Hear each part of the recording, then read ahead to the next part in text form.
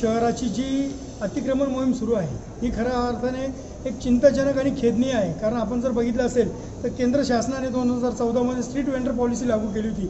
त्याच्या अखत्यारीत street vendor policy act हा तयार करण्यात आलेला आहे। यानुसार आज आपण जर बघितलं असेल तर सर्व जे टपरीधारक असतील, हॉकर्स असतील, भाजीपाला विक्रेते असतील, या लोकांवर अमानुषपणे कारवाई केली जाते। या लोकांचं सर्वप्रथम समिती स्थापन केली गेली पाहिजे। या समितीच्या माध्यमातून बायोमेट्रिक नोंदणी केली गेली पाहिजे। बायोमेट्रिक नोंदणी करण्यात येऊन त्यानंतर ह्या लोकांचं पुनर्वसन केलं गेलं पाहिजे, त्यांना लायसन्स दिले पाहिजेत। आणि जोपर्यंत हे होत नाही तोपर्यंत त्यांच्यावर अतिक्रमण कारवाई करणं हे कायद्याचं उल्लंघन आहे।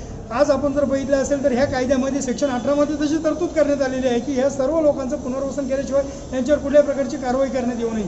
अशीच कारवाई आज आपण बघत असेल तर सरकारवाडा असेल, मेन रोड असेल किंवा आजूबाजूचा जो परिसर आहे या गरीब लोकांवर कारवाई करण्यात आलेली आहे। या गरीब रोजगार करणाऱ्या लोकांवर कारवाई करण्यात आलेली आहे।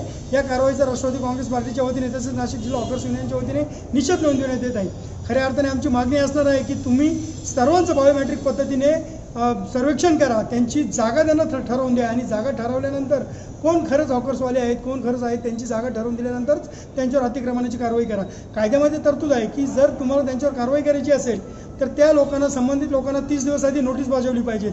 संध्याकाळी 6 वाजेनंतर कुठल्याही प्रकारची कारवाई करण्यात येऊ नये असा कायद्यामध्ये स्पष्ट उल्लेख असताना देखील केवळ काही लोकांचं हित जोपासण्यासाठी आणि अर्थकारण राखण्यासाठी इथल्या काही मुजोर अधिकाऱ्यांनी काही लोकांना आदेश दिले आणि एक गरिबाची गाडी, अंडाभुर्जीची गाडी तिथं CBSला लावत असताना त्यांना ऑफिसला बोलवलं। ते ऑफिसला गेले नाही म्हणून, म्हणजे याचा अर्थ त्यांना काही अर्थकारण करायचं होतं का अशी दाट शक्यता आहे।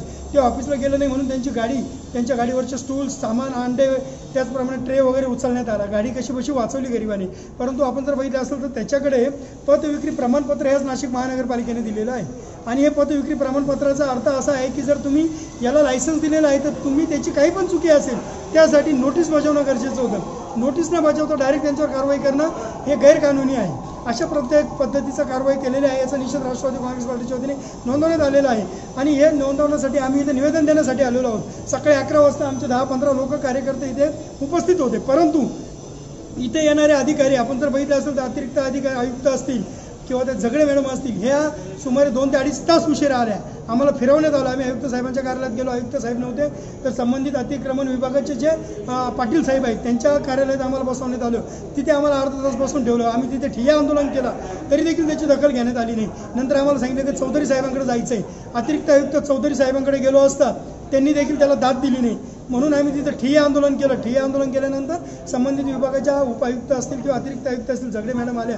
परंतु बघायला गेलं तर सकाळी 11 वाजता इन टाईम करायला हवा, 10 वाजता यांची ड्युटी सुरू होते। या क्लास 1, क्लास 2 अधिकाऱ्यांना कुठल्याही प्रकारे थंब करायचा इथं सोय केलेली नाही आणि क्लास 4च्या चतुर्थ श्रेणी कर्मचाऱ्यांना थंब केल्याशिवाय एंट्री दिली जात नाही, यांचे पगार कट होतात आणि ह्या जे मोठे अधिकारी आहेत यांची व्यवस्था केली गेली पाहिजे।